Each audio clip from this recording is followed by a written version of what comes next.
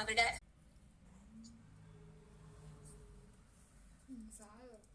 Good evening all.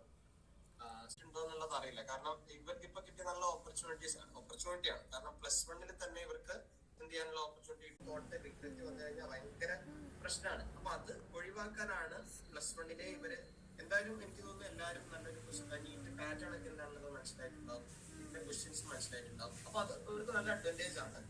ചെയ്യേണ്ടത് ആ regret വരാതിരിക്കാൻ വേണ്ടി ചെയ്യേണ്ട ഒരു കാര്യം എന്ന് പറഞ്ഞാൽ +1 ഇപ്പോഴേ ആ ടോപ്പിക്സ് ഒന്ന് റെഡി ആക്കിയിട്ട് എന്ത് ചെയ്യാം, പോവാം. റെഡി ആക്കാൻ ഉദ്ദേശിക്കുന്നത് ക്വസ്റ്റ്യൻസ് മാക്സിമം സോൾവ് ചെയ്യുക എന്നുള്ളത് തന്നെയാണ്. ഒരു ടോപ്പിക് നമ്മൾ ജസ്റ്റ് തിയറി പഠിച്ചു എന്നുള്ളത് ഒരിക്കലും നമ്മൾ ആ ടോപ്പിക് പഠിച്ചിട്ടുണ്ട് എന്നുള്ളതല്ല.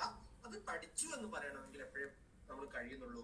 അതിന്റെ ഒരു 3-4 മോഡൽസ് ഓഫ് ക്വസ്റ്റ്യൻസ് പ്രാക്ടീസ് ചെയ്താൽ മാത്രമേ ഉള്ളൂ. അത് ഒരു മോഡൽ ഒറ്റ തവണ ചെയ്തെന്ന് മാത്രമല്ല, ആ മോഡലിന്റെ അത്രയും എക്സാമ്പിൾസ് കൂടി ചെയ്ത് കഴിഞ്ഞാലാണ് നമുക്ക് എന്താവുള്ളൂ, ആ ടോപ്പിക് മൊത്തം ക്ലിയർ ആവുള്ളൂ. വെറുതെ തിയറി പഠിച്ചു എന്നുള്ളത് കൊണ്ട് ഒരിക്കലും എന്താവുന്നില്ല, ക്ലിയർ ആവുന്നില്ല.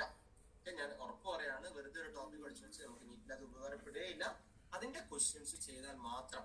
ഓക്കെ, ഇത്രയും നമ്പർ ഓഫ് ക്വസ്റ്റ്യൻസ് ഉണ്ട്. ഇനി അതെല്ലാം അത് കഴിഞ്ഞിട്ട് നിങ്ങൾക്ക് മൊമെന്റം പോസ്റ്റർ നിങ്ങൾ പ്രൊവൈഡ് ചെയ്തിട്ടുണ്ടാവും. അതൊക്കെ നിങ്ങൾ ചെയ്യണം. അത്രയും എഫേർട്ട് എടുത്ത് ചെയ്യണം. എന്നാൽ നിങ്ങൾക്ക് വളരെ ഈസി ആയിട്ട് പോകാൻ പറ്റും.